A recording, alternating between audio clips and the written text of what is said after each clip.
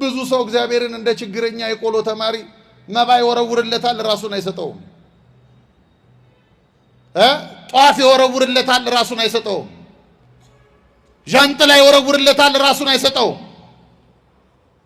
ስለት ይኖረዋል ያመጣል ያስገባል እንደ ወርውሮ እንደ ባንክ ቤት ዝም ብሎ ወርውሮ ራሱን ሳይሰጠው ይወጣል ወዳጆቼ እሱ ብቻውን ምን ያደርግለታል እግዚአብሔር ምን ያደርግለታል ራሳችንን ካልሰጠነው የምንማረው ለዚህ ነው ራስን ለመስጠት ስጋን ነፍስን መንፈስን ለእግዚአብሔር ፈቃድ መስጠት የእርሱ ፈቃድ እንዲሰራበት የእርሱ መለኮታዊ ዓላማ እንዲስተናገድበት ሌላ እንዳይስተናገድበት ሰውነታችሁን ስጡ ምን ማለት ነው እግዚአብሔርን በአካላችን ማክበር ማለት ነው እስቲ እህቶቼ አንድ ጥያቄ ልጠይቃችሁ ለምሳሌ እናንተ አሁን ስለት ይኖራችኋል ትመጣላችሁ ለሚካኤል ትሳላላችሁ ጥላ ሊሆን ይችላል የተሻላችሁ ጥላ መጣችሁ ሰጣችሁና ገባ ጥላው በሌላ ቀን እንደው መጣችሁ ፀሐዩ በጣም ሲበረታባችሁ ጠጋ ብላችሁ መምሩ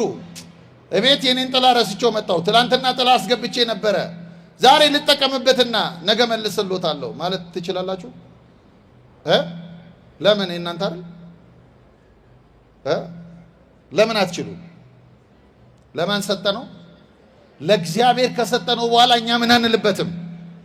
አንጠቀምበትም ታዲያ ወዳጆቼ እኛን ዲያብሎስ እየተጠቀመብን አይደለም ወይ ከጃንጥላ ሰው እንዴት ያንሳል ሄዴ ጥላ እኮ ያረጃል አዴ ይሄ ምንጣፍ ተመልከቱት ይሄ ምንጣፍ ያረጃል ቤተ መቅደስ ውስጥ ከተነጠፈ በኋላ ሌላ ሰው አይረግጠውም በንጹህ እግሩ ነው የሚቆመው ሰው እንዴት ከምንጣፍ ያንሳል እንዴት ያንሳል ወዳጆቼ ይሄን ነው መጠየቅ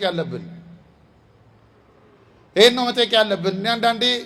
እኛ ራሱ እያባበልናችሁ ይመስለኛል እውነት የሆነውን የእግዚአብሔር ቃል በደንብ እያካፈልናችሁም አይመስለኝም ከዚህ የተነሳ ሰው አይለወጥም ብሎ በስድብ ወስብሐት ለእግዚአብሔር የሚሉ እነማን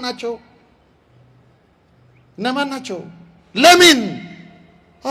አልሰጠነውም አካላችንን ሌላ እየተጠቀመበት ነው ሌላ ነው የሚጠቀምበት አሁን ምን እያለ ነው እግዚአብሔር እባክህ ወንድሜ እኔ ልጠቀምበት ልጄ እኔ ልጠቀምበት ነው የሚልህ አካላችሁን እኔ ልጠቀምበት ትከብራላችሁ ነው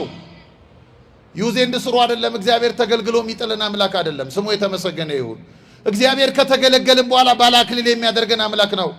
ዓለም ምኞቷን ካስተናገደችብን በኋላ እንደ ሸንኮራ መጣ ጥላ ነው የምትቀረው በቃ